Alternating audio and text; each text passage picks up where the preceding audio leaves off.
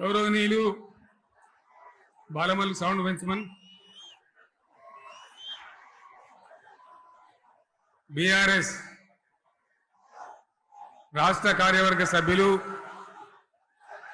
జిల్లా పార్టీ అధ్యక్షులు గౌరవనీయులైన ప్రజాప్రతినిధులు మాజీ ప్రజాప్రతినిధులు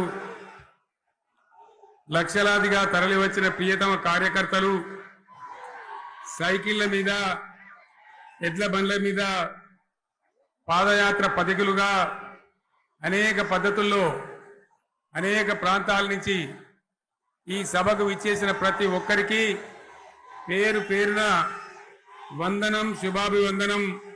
మీ అందరికీ కూడా తెలంగాణ రజతోత్సవ శుభాకాంక్షలు నేను తెలియజేస్తా ఉన్నాను.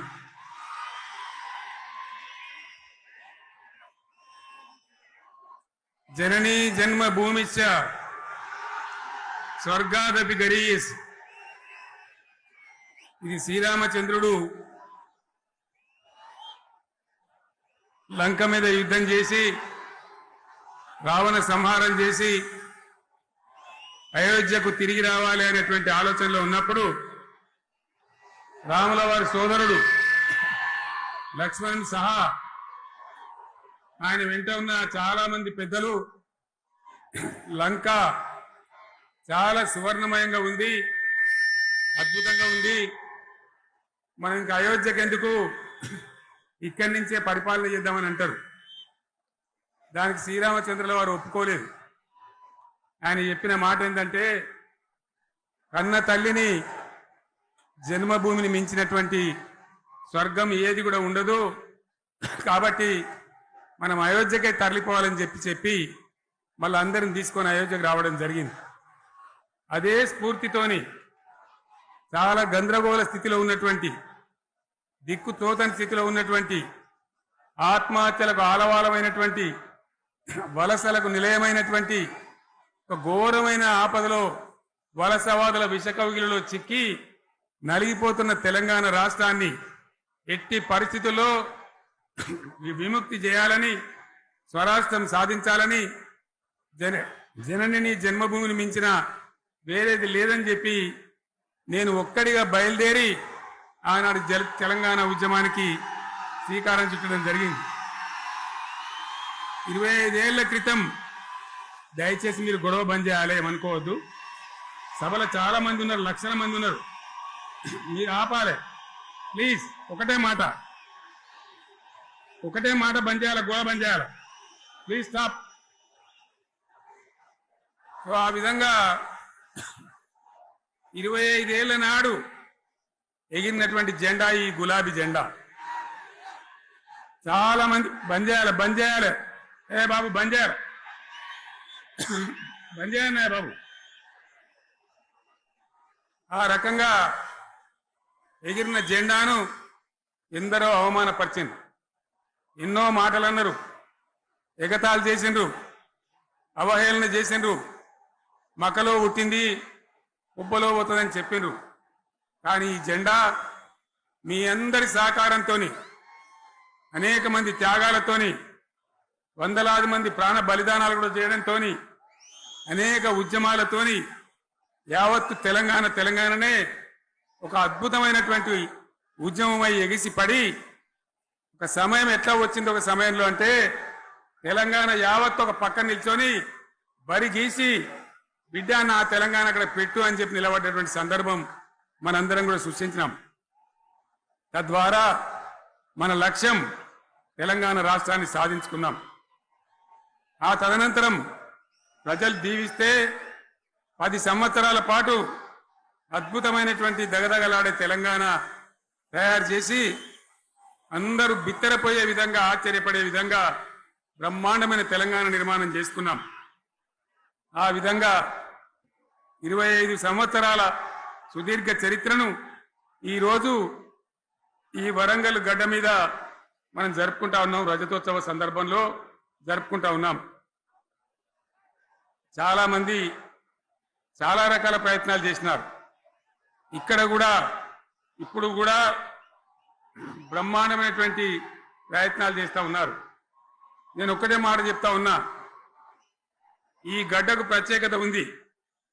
ఇది రాణి రుద్రమ్మ ఏలిన వీరగడ్డ, సమ్మక్క సారక్కల పోరుగడ్డ, బొమ్మెర పోతన కవితా మాధుర్యం పండించినటువంటి జీవగడ్డ. ఈ వరంగల్ నేలకు నేను వందనం చేస్తా ఉన్నాను. మన అమరవీరులకు శిరస్సు వంచి నివాళులు అర్పిస్తా ఉన్నాను.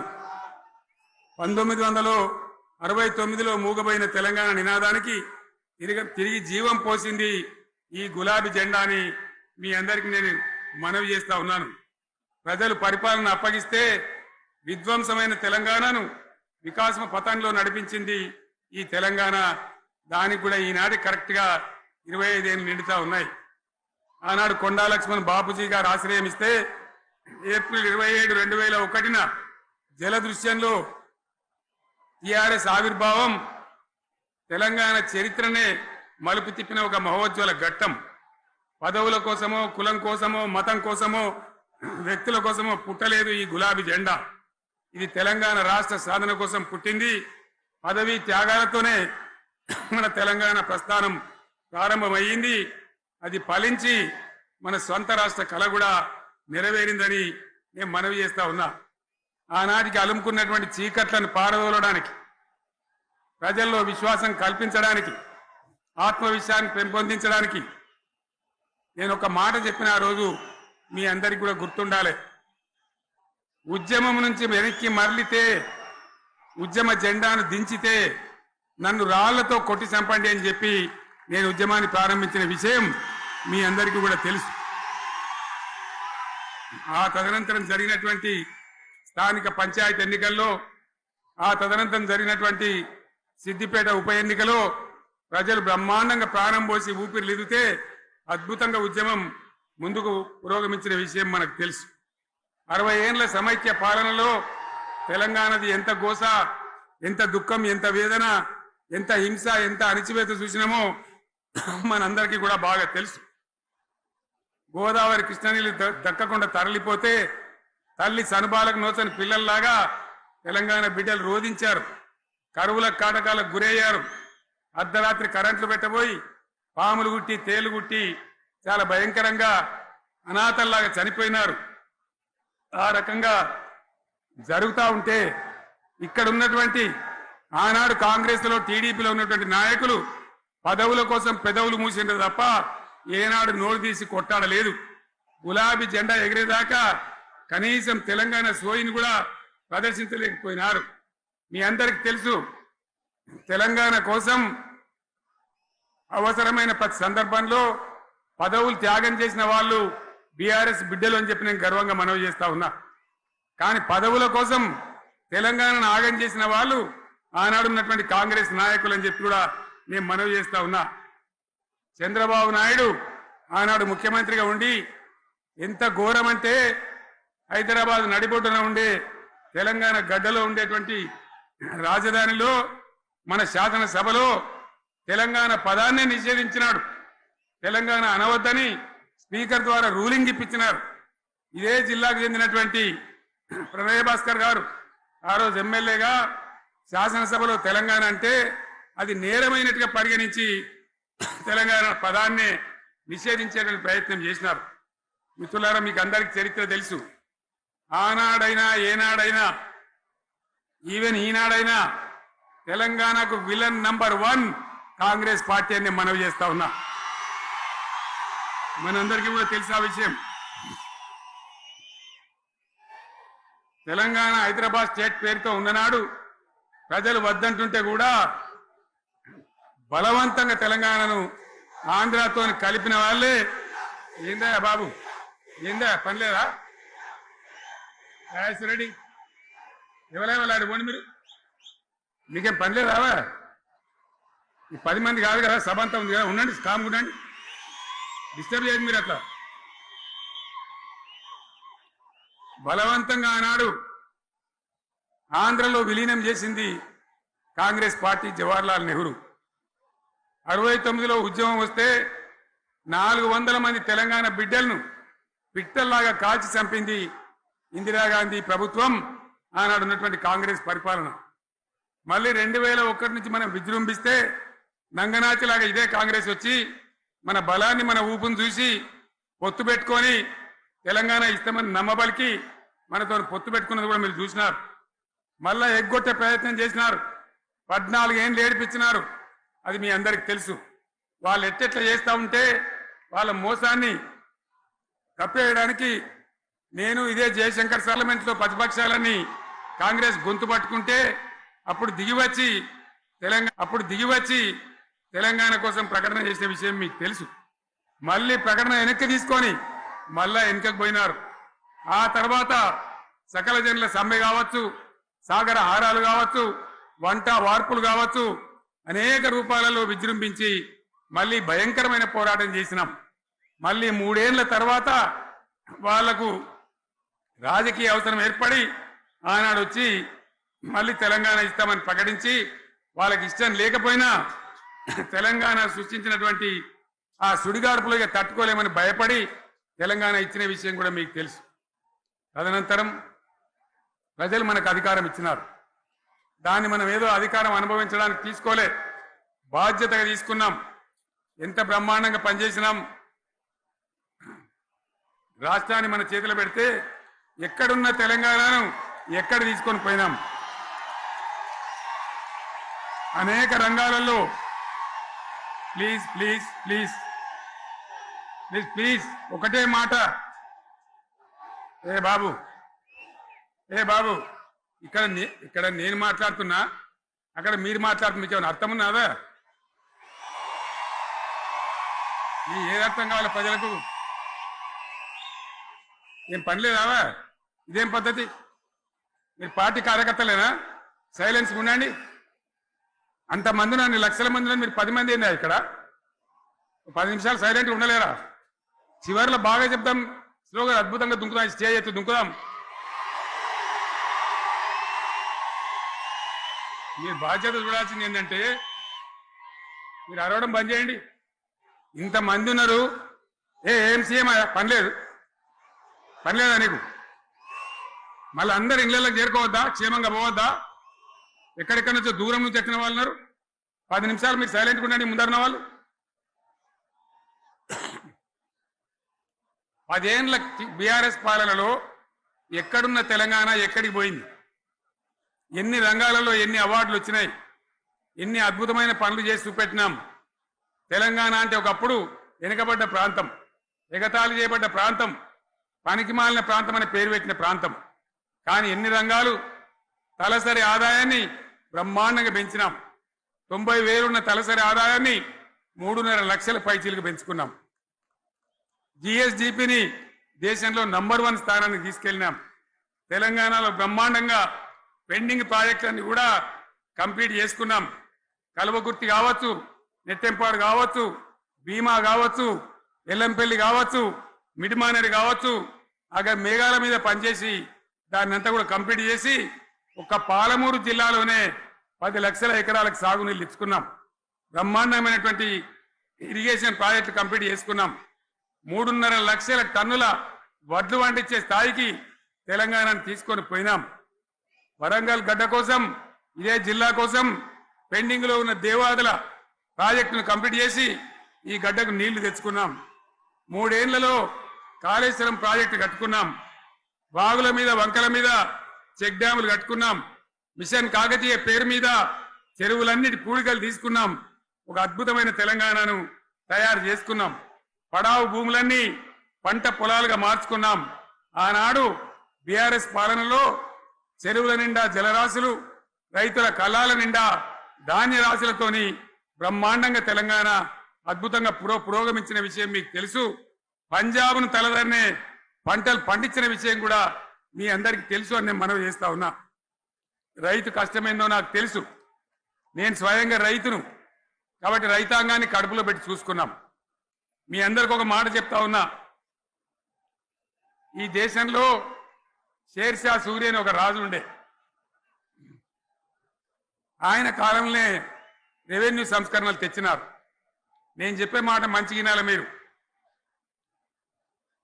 చరిత్ర పొడుగుత చూస్తే షేర్షా సూరి నుంచి స్వతంత్ర భారతం వచ్చిన తర్వాత ప్రజాస్వామ్య ప్రభుత్వాలు కూడా రైతుల దగ్గర రకరకాల శిస్తులు వసూలు చేసినారు, రైతుల దగ్గర డబ్బులు వసూలు చేసినారు, తహసీల్ రకాలు వసూలు చేసినారు, నీటి తీరువాలు వసూలు చేసినారు. కానీ రైతును చూడాలని వాడు అందుకోలే.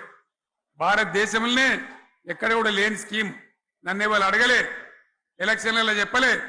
నాకు నేనుగా ఆలోచించి, ప్రభుత్వమే ఆలోచించి రైతు బంధు పథకాన్ని తెచ్చినాం. చాలా బ్రహ్మాండంగా రైతు బంధు పథకాన్ని అమలు చేసినాం. రైతాంగానికి ఎటువంటి కరెంట్ ఇచ్చినాం, ఎంత అద్భుతమైన కరెంట్ ఇచ్చినాం. ఆంధ్ర వలసవాద ముఖ్యమంత్రులు ఏం మాటలు మాట్లాడినారు.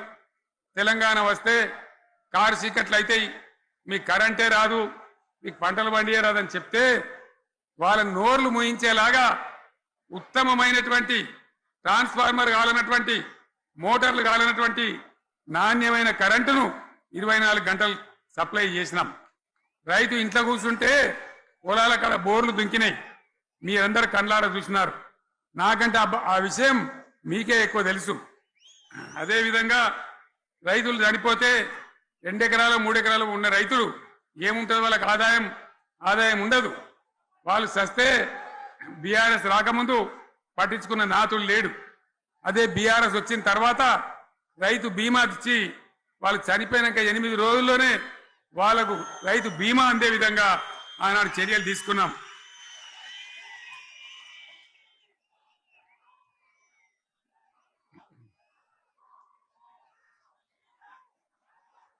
పైసలు ఎంత మంచిగా వచ్చేది, రైతు బంధు డబ్బులు ఏ విధంగా వచ్చేది. శినుకులు పడుతుంటే చకాచకా వచ్చి బ్యాంకులలో డబ్బులు పడి రైతుల సెల్ ఫోన్లు మోగుతుండే.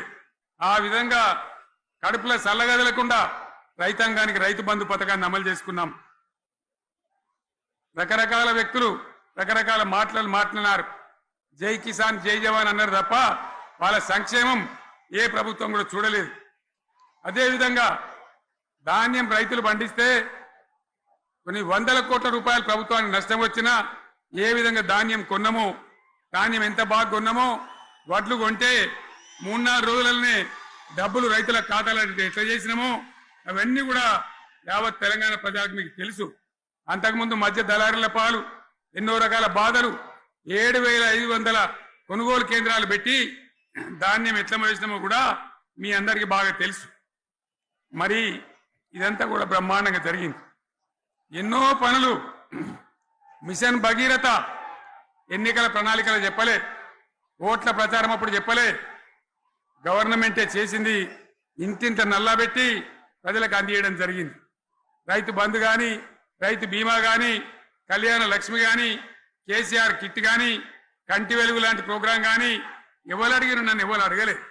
అయినా మా అంతల మేమే మన రాష్ట్రం మన ప్రజలని వాళ్ళని బాగు చేసుకోవాలని చేసినాం. చెరువులలో చేపలు పెంచాలని ఎవరు అడిగిరు నన్ను, ఎవరు డిమాండ్ చేసిండ్రు, వాళ్ళకు వృత్తి పని దొరకాలని, మత్స్యకారులను ప్రోత్సహించాలని చెరువులలో చేపలు పెంచినాం. లక్షలాది గొర్రెలను పంపిణీ చేయమని ఎవరు ధర్నా చేయలే, ఎవరు అడగలే. కానీ ప్రభుత్వమే తనంతట తానే బ్రహ్మాండంగా వాళ్ళకు చేయడం జరిగింది. ప్రజల అవసరాలు ఎప్పటికప్పుడు తీర్చినాం. అంతవరకే ఆగలే. పారిశ్రామిక రంగం మీద దృష్టి పెట్టినాం, పెట్టుబడులు ఆకర్షించినాం. సుమారు 20 నుంచి 25 లక్షల మంది పిల్లలకు ఉద్యోగాలు ఇప్పించే ప్రయత్నం చేసినాం. 40 కోట్లు మాత్రం ఉన్న ఐటీ ఎగుమతులు 2.5 లక్షల కోట్లకు పెంచగలిగినాం.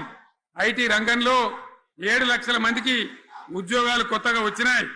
1000కి పైగా గురుకులాలు పెట్టినాం. పేద ఇళ్ల విద్యార్థులకు ఉత్తమమైనటువంటి చదువును అందించినాం. తెలంగాణలో 3 మెడికల్ కాలేజీలు ఉంటే దాన్ని 33 మెడికల్ కాలేజీ తీసుకొని పోయినాం.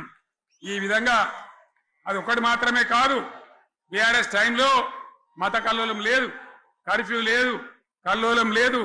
శాంతి భద్రతలన్నీ కూడా బ్రహ్మాండంగా కాపాడి ప్రతి ఒక్కరిని కూడా కాపాడే బాధ్యత తీసుకొని కడుపులో పెట్టుకొని చూసుకున్నాం. ఇవన్నీ కూడా నా డైలాగులు కాదు, నేను చెప్పే స్టోరీలు కాదు. ఇవన్నీ పార్లమెంట్ వేదికగా కేంద్ర ప్రభుత్వం అనేక సందర్భాల్లో వెల్లడించినటువంటి విషయాలు. Reserve bank of India, comptroller general of India వాళ్ళు వెల్లడించినటువంటి అధికారమైనటువంటి లెక్కలని చెప్పి కూడా నేను మీకు మనవి చేస్తా ఉన్నా. ఇవన్నీ జరిగినాయి. ఇప్పుడు నేను చెప్పిందంతా కూడా మీ కళ్ళ ముందరనే జరిగింది. మరి కాంగ్రెస్ వచ్చి ఏడాదిని అర్థమా? మరి ఏం మాయరోగం వచ్చే, ఏం బీమారు వచ్చే, ఏమేమి చెప్పిరి, ఎన్నెన్ని చెప్పిరి? మీకు కావాల్సింది ఇదే కదా, చెప్తా. ఇక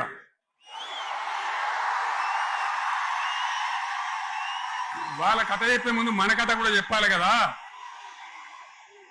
ఏమేం మాటలు మాట్లాడినరు? అరే మళ్ళీ సీఎం పెట్టిరా భయ్, యాడికెళ్ళి మోపోయినరా మీరు? బుద్ధి లేదా? ఆగు, ఏమైనా లుబాబీ ఆగు. వద్దంటే మళ్ళీ ఏందండి?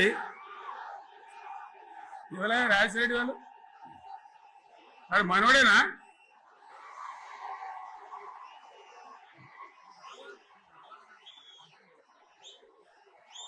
ఎన్నెన్ని మాటలు చెప్పిరి, వరుస బట్టి గోల్మాల్ దింపుట్ల కాంగ్రెస్ ను మించిన వాళ్ళు లేడు, అబద్ధాలు చెప్పుట్ల కాంగ్రెస్ ను మించిన వాళ్ళు లేడు. ఎన్ని చెప్పిరి? ఇక్కడ ఉన్నోళ్ళు జాలరని ఉన్న గాంధీలు లేని గాంధీలు డూప్లికేట్ గాంధీలు అంతా ఢిల్లీకి కూడా దిగిరి, చప్పట్లు కొట్టి డాన్సులు చేసిన స్టేజీల మీద. ఒకటి చెప్పిండ్రా? ఏమిత్తాడా కేసీఆర్? రైతు బంధు 10,000 ఇస్తాడు, మేము 15 ఇస్తాం. చెప్పిండ్రా? చెప్పిండ్రా లేదా? చెప్పిండ్రా? ఇచ్చుడు కాదు, చెప్పిండ్రా? 10,000కు 15,000 ఇస్తామని అన్నారా? కేసీఆర్ పెన్షన్లు 2,000 ఇస్తాడు, మేము 4,000 ఇస్తాం. చెప్పిండ్రా? ఇంకేం చెప్పిండ్రు? కేసీఆర్ ఇంట్లో ఇద్దరుంటే ఒకరికే ఇస్తాడు, మేము ముసలోనికి 2 ఇస్తాం. చెప్పిండ్రా? చెప్పిండ్రా లేదా? అన్న మీరు మధ్యన్న వాళ్ళు చెప్తలేరు, చెప్పిండ్రా? ఇవన్నీ కాంగ్రెస్ వాళ్ళు చెప్పిండ్రా? చెప్పింది అన్న వాళ్ళు ఒకసారి చేయలేవటారు దయచేసి.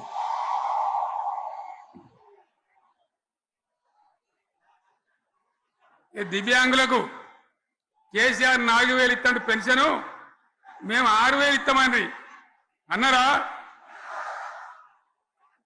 ఇక చదువుకునే ఆడిపోరగాళ్ళకు స్కూటీలు కొనిస్తామండి, కొనిచ్చారా? అన్నారైతే అన్నారు కదా. విద్యార్థులకేమో విద్యా కార్డు ఇస్తామండి, 5 లక్షల గ్యారంటీ కార్డు, బ్యాంక్ కార్డు ఇస్తామండి. ఇట్లా ఎన్ని మాటలు చెప్పారు? ఇక ఉరుకురి ఒకరినికోడు ఉరుకురి 2 లక్షల లోన్ తెచ్చుకొని డిసెంబర్ 9 నాడే కథం, ఒక కలంపోటుతోనే కథం అన్నరా? అన్నరా? మరి చేసిండ్రా? చెయ్యలే. ఇక వడ్లు కొంటే ఒక వడ్లు కాదు, ఆనాడు మనమే కొనుగోలు కేంద్రాలు పెట్టి కనీసం మద్దతు ధర వచ్చేటట్టుగా మొలకొచ్చినా తడిసిపోయినా రంగు మారినా రైతులు కాబట్టి మన బిడ్డలు కాబట్టి గవర్నమెంట్కు 500 కోట్లు నష్టం వచ్చినా సరే మొత్తం కొనురు రాని నేను చెప్పినా కొనిపించిన. బాధ కాలే. వాళ్ళేం చెప్పిండ్రు? పబ్లిక్ను బోల్తా కొట్టేయడానికి మేము క్వింటాల్కి 500 బోనస్ ఇస్తాం, మక్కలకి ఇస్తాం, వడ్లకి ఇస్తాం, ప్రతి పంటకి ఇస్తాం. చెప్పిండ్రా? ఇటువంటివి చెప్పుడే కాదు, వీటితోని ఇంకొక 420 హామీలు చెప్పిండ్రు. వాళ్ళ నోటికి మొక్కాలే. కళ్యాణ లక్ష్మి కేసీఆర్ 1,00,000 రూపాయలు ఇస్తాడు, మేము వస్తే తులం బంగారం కూడా కల్పిస్తామండి అన్నారా? ఏమన్నా నత్తందా?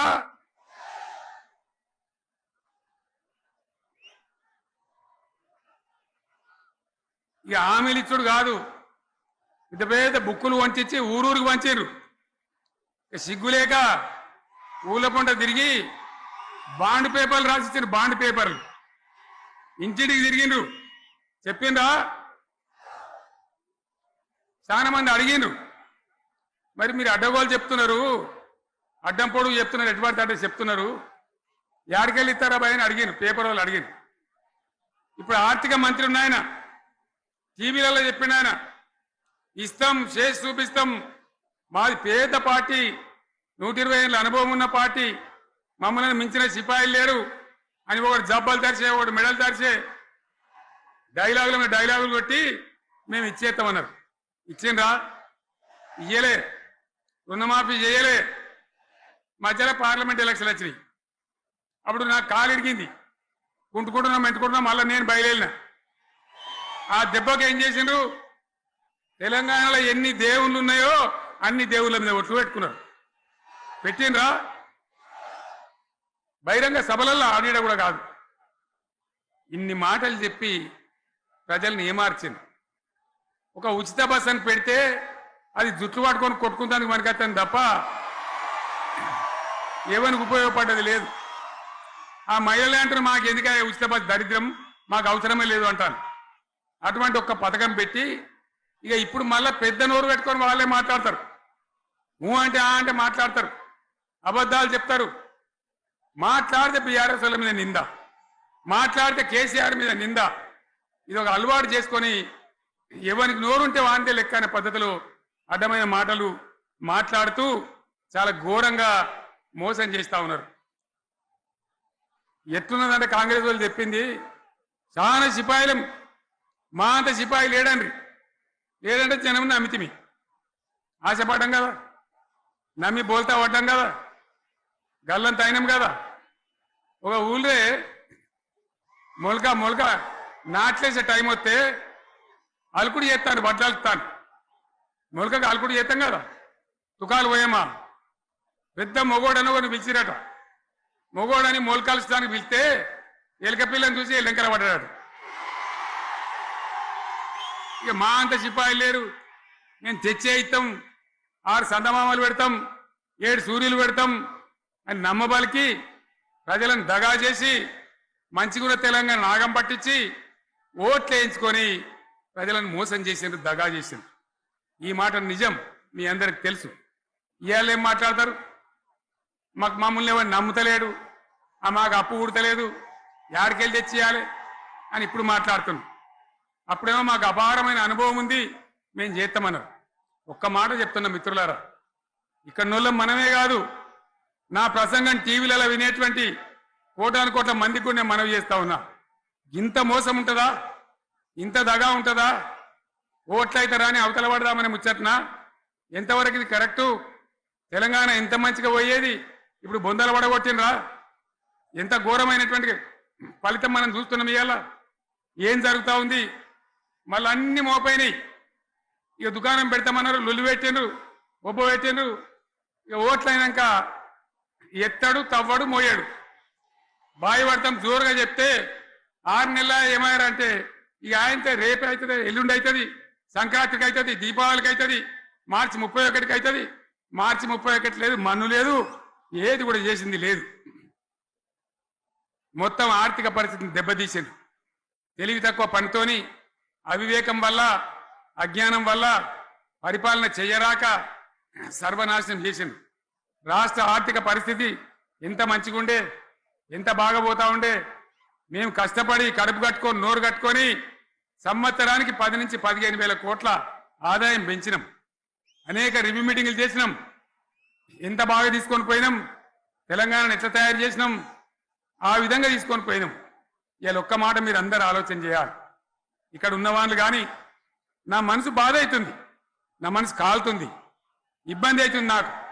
నా కళ్ళ ముందటనే తెలంగాణ ఇట్లా కావడం నాకు దుఃఖం కలిగిస్తూ ఉంది.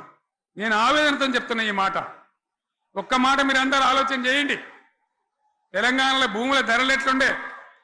కేసీఆర్ ముఖ్యమంత్రి ఉన్నప్పుడు, బీఆర్ఎస్ రాజ్యం చేసినప్పుడు భూముల ధరలు ఎట్లుండే?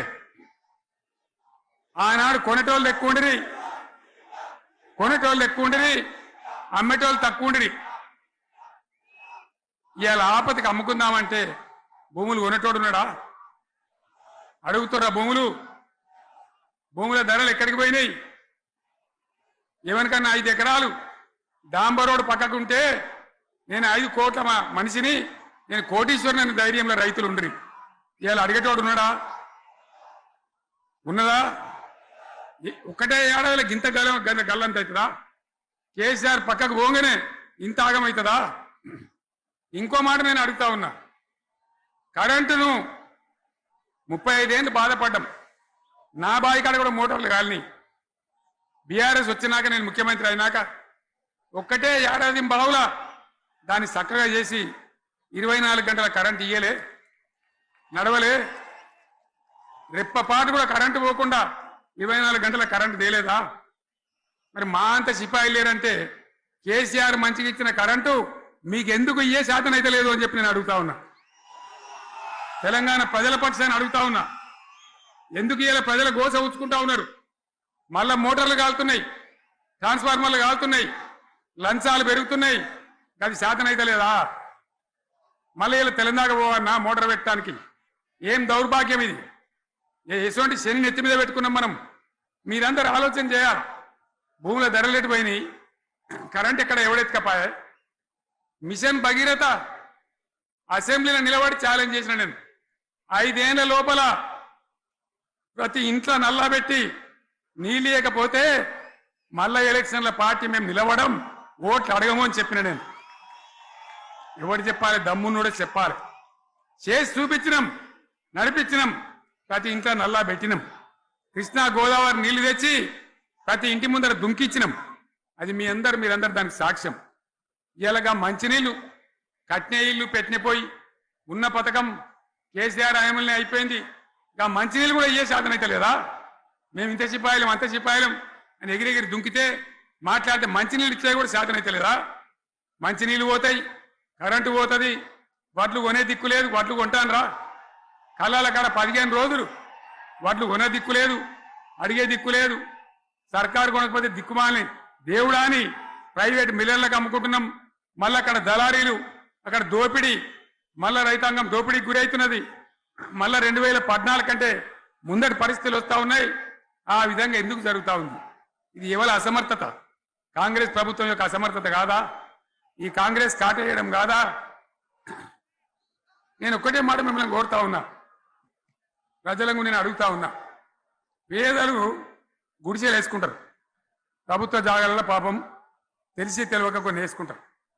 బీఆర్ఎస్ గవర్నమెంట్లో హైదరాబాద్తో సహా, వరంగల్తో సహా అనేక పట్టణాలలో, అనేక ప్రాంతాలలో రాష్ట్ర వ్యాప్తంగా లక్షలాది మందికి మేము పట్టాలు ఇచ్చినాం.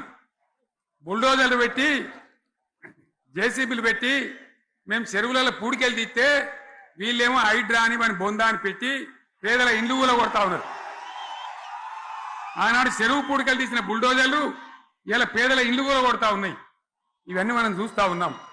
చూసి మౌనంగా ఉందామా, కొట్లాడదామా, ఏం చేద్దాం అనేది మనం ఆలోచించే సమయం వచ్చింది. దేశాన్ని నంబర్ 1 స్థాయిలో నిలబెడితే ఇవాళ 14వ స్థాయికి 15వ స్థాయికి తీసుకొని పోయినారు. నా కళ్ళ ముందన్న గిట్ల జరుగుతుంది, ఇంత మాయల్యమే అవుతుంది, ఇంత మోసం చేస్తారని నేను కూడా అనుకోలే. ఇలా చాలా బాధ కలుగుతా ఉంది, చాలా దుఃఖం కలుగుతా ఉంది. ఇంకా ముందరికి పోవాల్సిన తెలంగాణ ఇలా వెనుకకి అయిపోతున్నా ఉన్నది. మళ్ళా ఎవరు దీనికి కారణం? ఈ దుర్మార్గులు కాదా? నిలబెట్టి ఖచ్చితంగా అడగాల్సిన అవసరం ప్రజలకు లేదా? అడగాలి. ఎందుకోసం? టైం ఇవ్వాలని మేము కూడా టైం ఇచ్చినాం. ఏమంటారు? మీకేసినట్టు మాకేసిన ఓట్లు, మాకు ఏడాదైనా టైం ఇయ్యరా? ఏడాది అర్థమైన టైం ఇయ్యరా? మీకు కన్నేరురా అని అంటారు. కాబట్టి నేను నోరు తెరవలే, బయటికి రాలే. కృష్ణా జలాల మీద గడబడి జరిగితే ఒక్కసారి అక్కడ నాయకులు తీరకపోతే నల్లగొండలో పోయి ఒక గర్జన చేసి వచ్చినా కానీ నేను ఎక్కడ బయటికి రాలే, మాట్లాడలే. కానీ ఏడాది అర్థం అయిపోయింది, ఇంకేం పాడైంది? పువ్వు పుట్టంగానే పరిమళిస్తుంది అన్నట్టు ప్రభుత్వం కథ తెలియదా? ఇంకేమున్నా వీళ్ళకి టైం ఎక్కడిది? వీళ్ళు ఏం చేస్తారు? చివరి 6 నెలలు అయితే ఎలక్షన్ అయినాయి. దీనికి ఉన్న టైమే 2.5 ఏళ్ళు. ఈ 2.5 ఏళ్లలో వీళ్ళు చేస్తారు, మనం బతికి ముందర పడతామా? అందుకోసం ప్రజానీకం, మేధావులు, తెలంగాణ ప్రజలు దయచేసి అందరూ ఆలోచన చేయాలి. ప్రతిభానులు కూడా ఆలోచన చేసి దీనికి పరిష్కారం ఏందో కనుక్కోవాలి. మేధావితో పనిచేయాలి, ఆవేశంతో కాదు. ఆవేశంతో మనం నినాదాలు ఇస్తే కాదు, ముళ్ళును ముళ్ళుతోనే తీయాల. యాడ ఒడగొట్టుకున్నామో గాన్నే వెతకాలి, ఎక్కడ జారిపోయిందో ఆన్నే మళ్ళీ దొరకబట్టాలి. ఆ నైపుణ్యం, ఆ స్థాయి ఇలా రావాలి. మళ్ళీ ఇప్పుడు ఏం చేస్తారు ఇప్పుడు కోరుతా ఉన్నా ఒక్కొక్క ట్రిప్పు నేను యాదగిరి గుట్టకు పోతే అలా ఎకరానికి 10 లక్షల వాల్యూ పెరుగుతుండే మరి ఇయ్యాల ఏమైతా ఉంది ఇయ్యాల ఏం జరుగుతూ ఉంది మీరందరూ కూడా ఆలోచన చేయాలని కోరుతా ఉన్నా ఇవాళ రాజ్యం నడపచేతగాక ఎల్లెంకల పడి రాష్ట్రాన్ని ఆర్థికంగా దివాలు తీసి పిచ్చి పనులన్నీ వేసి ఇవాళ అడ్డం పొడుగు మాట్లాడుతూ ఉన్నారు అన్ని రంగాలలో ఫెయిల్ అయిపోయింది ఏ ఒక్క ఈ హుస్నాబాద్ ఇప్పుడు నేను రాగా చూసుకుంటూ వచ్చిన ఆనాడు కష్టపడి ఈ హరీష్ రావు ఇరిగేషన్ మంత్రిగా ఉన్నప్పుడు ఇలా గౌరెల్లి ప్రాజెక్టు కట్టినాం 90% పూర్తయింది గౌరెల్లి ఇరిగేషన్ ప్రాజెక్టు ప్రజలకు సంజాయించి భూములు తీసుకొని ఆనాడు తిరిగి 90% పూర్తి చేసినాం ఏడాది అర్థమైతే కట్టడి మన్ను తీస్తాను రా పాలమూరు పథకం 80% కంప్లీట్ అయింది ఎందుకు దాన్ని పెండింగ్ లో పెడుతున్నారు ఎందుకు దాన్ని పూర్తి చేస్తలేరు ఈ విధంగా చిన్న మాట చాలా చిన్న మాట కేసీఆర్ కిట్ పెట్టినాం లక్షాధికారుల కోసం పెట్టినాం కోటీశ్వర్ల కోసం పెట్టినాం ఎవరి కోసం పెట్టినాం కేసీఆర్ కిట్టు పేద ప్రజల కోసం గ్రామీణ ప్రాంతాల్లో ఉండేటువంటి పేద ప్రజల కోసం పెట్టినాం ఆడపిల్లంటే 13,000 ఇచ్చినాం మగ పిల్లగానికైతే 12,000 రూపాయలు ఇచ్చినాం ఆ వాహనాలు పెట్టి అమ్మఒడి వాహనాలు పెట్టి వాళ్ళని తీసుకెళ్లి ప్రసవాలు చేయించి వాళ్ళకి మందులు ఇచ్చి ఫ్రీగా ఉచితంగా చేసి బ్రహ్మాండంగా ప్రసవం చేయించి మళ్ళీ ఇంటికాడ తీసి దించినాం గది బంద్ చేస్తారా ఎవరన్నా ఎందుకు బంద్ చేయాలి ముఖ్యమంత్రులుగా పనిచేసే వాళ్ళకు గాంభీర్యం ఉండాలి ధైర్యం ఉండాలి రాజశేఖర రెడ్డి అనే ముఖ్యమంత్రి ఉండే నేను చెప్తా ఉన్నా మీ ముందు ఇయ్యాల ఆయన ఆరోగ్యశ్రీ అని ఒక పథకం తెచ్చిండు నేను ముఖ్యమంత్రి అయిన తర్వాత అడిగిన హెల్త్ డిపార్ట్మెంట్ని పిలిచి అడిగిన ఇదేం పథకమా బాగుందా అంటే సార్ మంచిగుంది ప్రజలకు లాభం అవుతుందని చెప్పింది నేను చెప్పిన ఆ పథకాన్ని అట్లే పెట్టండి ఆ పథకాన్ని మార్చకండి ఆ పథకం అట్లే ఉండాలని చెప్పిన అక్కడ చెప్పడం కాదు నేను అసెంబ్లీలో చెప్పిన ఇది మా స్కీమ్ కాదు కాంగ్రెస్ గవర్నమెంట్ ప్రారంభించింది దాని పేరు కూడా మేము మారుస్తలేం కానీ కొనసాగించాలని చెప్పినాం కొనసాగించినాం అది మీ అందరికి తెలుసు ఇలా వీళ్ళు కేసీఆర్ ఆనవాళ్ళు లేకుండా చేస్తాం కేసీఆర్ ముచ్చట లేకుండా చేస్తారా ఇవాళ మనం కూడా సభ పెట్టుకుంటే ఎన్ని అడ్డంకులు దానికి ప్రైవేట్ స్కూళ్ళు బస్సులు ఇస్తే వాళ్ళకు నోటీసులు ఇవ్వడం అడుగడుగున ఆర్టీఏ అధికారులను పెట్టి పోలీసులను పెట్టి ట్రాఫిక్లు జామ్ చేయడం ఇప్పుడు కూడా సభకు రావాల్సిన వాళ్ళు 1,50,000 మంది బయటనే ఆగిపోయింది ఇటు హనుమకొండ దిక్కు అటు హుజరాబాద్ దిక్కు ఇటు సిద్దిపేట దిక్కు 3 రోడ్ల మీద కూడా జాముల్ని నేను అడిగిన నాయకులు ఏంది అంటే ఇబ్బంది అవుతుంది సార్ రానిత్తలేరు మధ్యలో ఇబ్బందులు కలిగిస్తున్నారు కొన్ని లారీలు తెచ్చి అడ్డం పెట్టాను పనికిమాలని అని చెప్పి జామ్ అయిపోయి అక్కడనే ఆగిపోయింది నేను అన్న ఇంకో అర్ధగంట ఆగి మాట్లాడదామంటే మా వాళ్ళంతా ఉండి లేదు మనోళ్ళు దూరం పోవాలి ఇక రానోళ్ళు ఎట్లా అందరూ మనం మాట్లాడి సభ ముగించాలని చెప్తే నేను వేదిక మీదకి వచ్చిన ఇన్ని అడ్డంకులు ఇంత కడుపు ఆపుతారా బీఆర్ సభలను ఆపుతారా ఈ ప్రపంచనాన్ని ఎవడాపుతాడు ఆగబడితే ఆగుతుందా నేను ఒక్క మాట పోలీసు మిత్రులకు మనవి చేస్తా ఉన్నా ప్రజాస్వామ్యంలో ప్రజలకు అడిగే హక్కు ఉంటుంది తప్పకుండా అడుగుతారు ప్రజలు ఈ అడిగే హక్కును సోషల్ మీడియాలో బీఆర్ఎస్ కు సోషల్ మీడియా వారియర్స్ ఉన్నారు వాళ్ళు బ్రహ్మాండంగా పనిచేస్తున్నారు ఖచ్చితంగా అడుగుతున్నారు ప్రజల తరఫున ఇంత అన్యాయం జరుగుతుంటే చూడలేక సోషల్ మీడియాలో పనిచేసే తెలంగాణ బిడ్డలు ఇది ఏమన్యాయమే ఎట్లా అని చెప్పి ప్రభుత్వాన్ని ప్రశ్నిస్తా ఉన్నారు ప్రజలకు మద్దతుగా నిలబడతా ఉన్నారు వాళ్ళ మీద కేసులు వాళ్ళని పట్టుకపోవడు పోలీస్ సోదరులను నేను అడుగుతా ఉన్నా మీరెందుకు దునుకులాడుతుండ్రే మీకేమక్కడ వచ్చింది మీకొక్కటి చెప్తున్నా నేను గ్యారంటీగా పోలీసు మిత్రులారా ఇవాళ పోయి రాత్రి మీ డైరీలలో రాసుకోండి 100% ఇలా తెలంగాణ చెలరేగిన పరిస్థితికి మళ్ళా వచ్చేది బీఆర్ఎస్ గవర్నమెంటే. అది ఎవరు కూడా ఆపలేడు. అది ఎవరి తరం కాదు, ఎవరి వశం కాదు. మీకు తెలియదా? మీరు పోలీసు ఉద్యోగాలు చేస్తున్నారు, మీరు చదువుకోలేదా? మీకు కూడా విజ్ఞానం ఉంది కదా? వీళ్ళు దొంగ వాగ్దానాలు చేయలేదా? ప్రజలను మోసం చేయలేదా? ప్రజాస్వామ్యంలో ప్రజలకు అడిగే హక్కు లేదా? మీరెందుకు కేసులు పెడుతున్నారు? నాకు అర్థం కాదు. మీరెందుకు దునుకులాడుతున్నారు?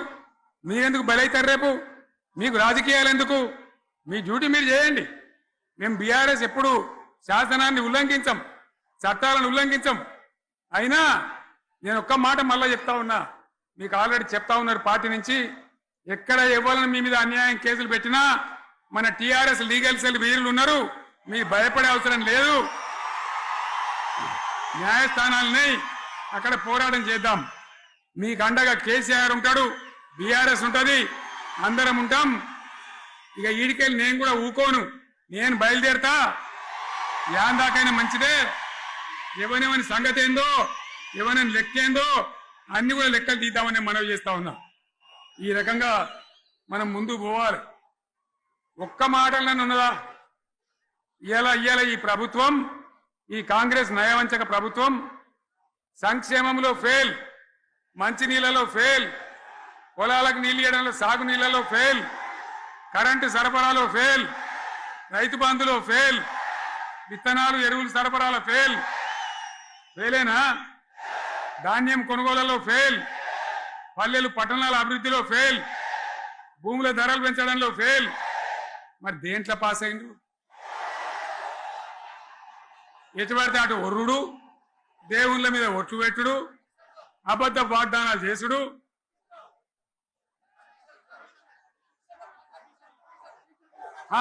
కమిషన్ అట 20-30% కమిషన్లు తీసుకున్నాడు, సంచులు నింపుడు, సంచులు మోసుడు.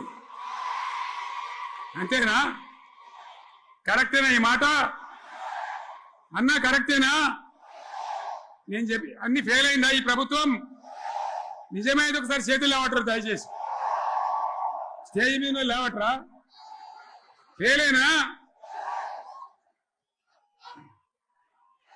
ఈ మాట 20%-30% కమిషన్లని నేను అంటలేను. ఎవరన్నారు? స్వయంగా ఆర్థిక మంత్రి ఛాంబర్కు పోయి 200 మంది కాంట్రాక్టర్లు వాళ్ళు లొల్లిపెట్టి మమ్మల్ని 20-30% కమిషన్ అడుగుతుండ్రు, ఇది ఏమన్యాయం అని చెప్పి సెక్రటేరియట్లో చెప్పిన మాట నేను చెప్తా ఉన్నా.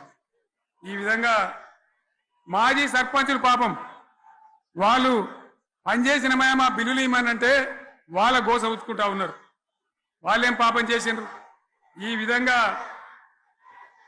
ఘోరం. ఇంకా ఈ అందానికి ఏం మాట్లాడతారు? కేసీఆర్ నువ్వు రా అసెంబ్లీకి, నీ కాయగూరు కూడా ముచ్చట్లు తింటానికా? పిల్లలు అడిగితేనే మీరు జవాబు చెప్తలేరు. ఉన్నట్టు నిలబెడితే ఆ ఆర్థిక మంత్రి అసెంబ్లీలో లేచి 20% కమిషన్ తీసుకుంటాను కేటీఆర్ మాట్లాడితే ఆయన లేచి భుజాలు తడుముకుంటాడు. నీకెందుకు బాధ? నువ్వు తీసుకుంటేనే నీకు బాధ ఉండాలి కదా. లేచి పేదలు ఉల్లి పెడతా ఉన్నాడు ఆయన అసెంబ్లీలో. ఈ విధంగా చాలా గందరగోళంగా, అవివేకంతో, అజ్ఞానంతో చాలా ఘోరం చేసి అడ్డమైన మాటలని చెప్పింది. దాంతో మనం కూడా గోల్మాలైపోయినాం. తీర్థం పోదాం తిమ్మక్క అంటే వాడు గుల్లే, మనం సల్లే. ఆ గతికి తెచ్చింది ఇలా ప్రజల గతి. మరి మనం కూడా, ప్రజలు కూడా ఆలోచన చేయాలి. ఆవేశం కాదు. గాడిదలకు గడ్డేసి బలరకు పాల్పడితే వస్తాయా? మరి ఇప్పుడు ఏం చేయాలో ఆలోచించాలి. ఓ తమ్ముడు అన్నాడు హైదరాబాద్లో, ఆయన ఇల్లు కూడా కొడితే, కేసీఆర్ అన్నా యాడున్నావు, నువ్వు రావాలి, కత్తి వాంచేతలు పడితే యుద్ధం నన్ను చేయమని పడుతుంది. అంతేనా? ఇది కూడా విచారించాలి ప్రజలు. మీకు అర్థం కావాలని నేను చెప్తా ఉన్నా. అందుకే ఓడగొట్టుకున్న కారణే వెతుక్కోవాలి. మీ వెంట బీఆర్ఎస్ ఉంటుంది, మీ వెంట కేసీఆర్ ఉంటాడు. 100% మళ్ళా తెలంగాణ విజయం సాధించాలి, గులాబీ జెండా ఎగిరేయాలి, అద్భుతమైన తెలంగాణను మళ్ళా సాధించాలి. ఇక బీజేపీ కథ 11 ఏళ్ళ రాజ్యం చేయబట్టి తెలంగాణకు 11 రూపాయలు ఇచ్చిండ్రా వాటిదే బబ్రాజమానం భజగోవిందం శుష్క ప్రియాలు శూన్యాస్తాలు తప్ప ఏమి ఇయ్యలే 157 కాలేజీలు పెడితే మెడికల్ కాలేజీలు ఒక్కటన్నా తెలంగాణకు ఇచ్చిండ్రా ఒక ప్రాజెక్ట్ కన్నా జాతీయ హోదా ఇచ్చిండ్రా ఇక కాంగ్రెస్ వాడు ఇట్లా అంటే బీజేపీ వాడు అట్లా ఏది లేదు ఉల్టా మనయే ఖమ్మంలో 7 మండలాలు గుంజుకున్నారు సీలేరు ప్రాజెక్టు గుంజుకున్నారు నరేంద్ర మోడీ మాట్లాడతాడు ఏం మాట్లాడతాడు తెలంగాణ వచ్చిందిరా అని తెలంగాణలో సంతోషపడితే తల్లిని చంపి బిడ్డను బతికిచ్చిండ్రు అంటాడు ఎన్నోసార్లు అంటాడు ఒక్కసారి కాదు ఈ విధంగా అది కూడా మనం అనిపించేది కాదు ఈ సందర్భంలో ఒక మాట బీజేపీ అంటే నాకు జ్ఞాపకం వచ్చింది ఇవాళ కేంద్ర ప్రభుత్వం కగార్ అనే ఆపరేషన్ పేరు మీద ఛత్తీస్గఢ్లో యువకులను గిరిజనులను ఊచకోత పోతా ఉన్నారు అది ధర్మం కాదు వీళ్ళు ఏమైతున్నది నక్సలైట్లు ప్రతిపాదన పెడుతున్నారు మేం ప్రభుత్వం దగ్గరకు వచ్చి చర్చలు చేయడానికి సిద్ధంగా ఉన్నాము అంటున్నారు నేను కోరుతా ఉన్న కేంద్ర ప్రభుత్వాన్ని బలమున్నది కదా అని చంపుకుంటా పోవుడు కాదు అది ప్రజాస్వామ్యం కాదు ఆపరేషన్ కగార్ వెంటనే ఆపేయండి వాళ్ళని పిలిచి ఆ నక్సలైట్లను పిలిచి డెమోక్రటిక్ స్పేస్ ఇచ్చి చర్చలు జరపండి వాళ్ళు ఏం మాట్లాడతారో చూడండి అది కూడా నల్లనా తెల్లనా దేశం ముందరికి రాని కానీ అట్లా కాదు మొత్తం ఏరి పారెత్తాం కోసి పారెత్తాం నరికి పారెత్తాం అంటే మిలిటరీ ఉన్నది మీ దగ్గర కొడతారు కానీ ప్రజాస్వామ్యం అనిపించుకోదు ఈ మాట ఢిల్లీకి ఉత్తరం పంపిద్దామా మీరందరూ సపోర్ట్లు కొడితే తీర్మానంగా భావించి దాన్ని కేంద్రానికి పంపిద్దాం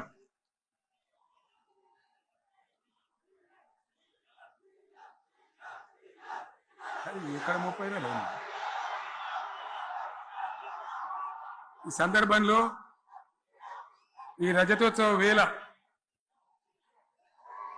నేను మీ అందరికీ ఇక్కడ ఉన్న వాళ్ళకు సభలో లేని వాళ్లకు టీవీలో నా మాటలు వినే వాళ్లకు యావత్తు తెలంగాణ సమాజానికి బీఆర్ఎస్ గులాబీ జెండా రజతోత్సవ శుభాకాంక్షలు మరొకసారి తెలియజేస్తూ మీరందరూ కూడా ధైర్యంగా ఉండండి మళ్ళా బీఆర్ఎస్ తెచ్చుకుందాం బ్రహ్మాండమైన పరిపాలన అందించుకుందాం వీళ్ళు జరగొట్టేవన్నీ మళ్ళీ మంచిగా చేసుకుందాం బ్రహ్మాండంగా ముందుకు పోదాం పురోగమించుదాం ఒక అద్భుతమైన తెలంగాణ ప్రతి వ్యక్తి ముఖంలో చిరునవ్వులు చిందించే తెలంగాణ తయారు చేసుకుందామని చెప్పి మీ అందరికి మనవి చేస్తూ ఇంత పెద్ద ఎత్తున ఈ సభకు గవర్నమెంట్ వచ్చిన ఏడాది నరలోనే మీరు కదిలి వచ్చిందంటే మీరు కూడా ఒక నిర్ణయానికి వచ్చినట్టు కనబడుతూనే ఉంది ఓట్లు ఎప్పుడు వస్తాయని చూస్తాను నేను ఇంకో మాట చెప్పాలి ముఖ్యమైన మాట ఏంటంటే వీళ్ళు అక్కడిక్కడ ఎందుకని మీరు లేచొచ్చిండ్రు ఫోటోల కోసమా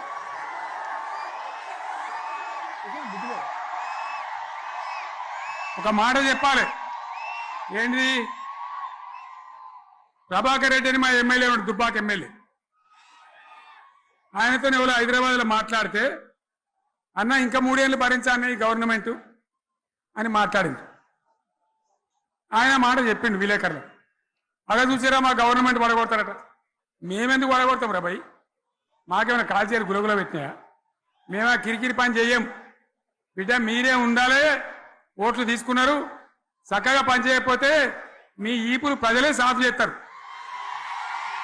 అంతే కదా మేము పడగొట్టాం మీ గవర్నమెంట్ పడగొట్టాం ఎందుకంటే మీ సంగతి ఏందో మా సంగతి ఏందో ప్రజలకు పూర్తిగా అర్థం కావాలి గులాబీ సైనికులకు నాది ఒక్కటే మాట మనం ఏనాడు మనం పుట్టిందే పదవులు త్యాగం చేసి పుట్టిందే రాష్ట్ర సాధన కోసం స్వార్థం కోసం మనం పనిచేయలే మీ అందరి నాయకులను కార్యకర్తలను నేను కోరేది ఒకటే తెలంగాణ సమాజం అద్భుతంగా పురోగమించేదాకా మనం పనిచేస్తూనే ఉండాలి గవర్నమెంట్లో ఉన్నా ప్రతిపక్షంలో ఉన్నా ప్రజల పక్షాన ఉండాలి ప్రజలకు అండగా ఉండాలి ప్రజల సమస్యల మీద పోరాటం చేయాలి వాళ్ళకు అండదండలుగా ఉంటూ పురోగమించాలి అదే మన కర్తవ్యం అందులోనే మనకు అన్ని పదవులు వస్తాయి అది పెద్ద ఇష్యూ కాదు ఎన్ని వేల మంది మనోళ్ళు ఎంత బ్రహ్మాండంగా ముందుకొచ్చారు కాబట్టి మీరందరూ కూడా ఆ విధంగా రావాలి లాస్ట్ మాట ఈ సభ నిర్వహించినటువంటి మిత్రులు పోచంపల్లి శ్రీనివాసరెడ్డి గారికి, వినయ్ భాస్కర్ గారికి, పెద్ది సుదర్శన్ రెడ్డి గారికి, రవీంద్రరావు ఎమ్మెల్సీ గారికి,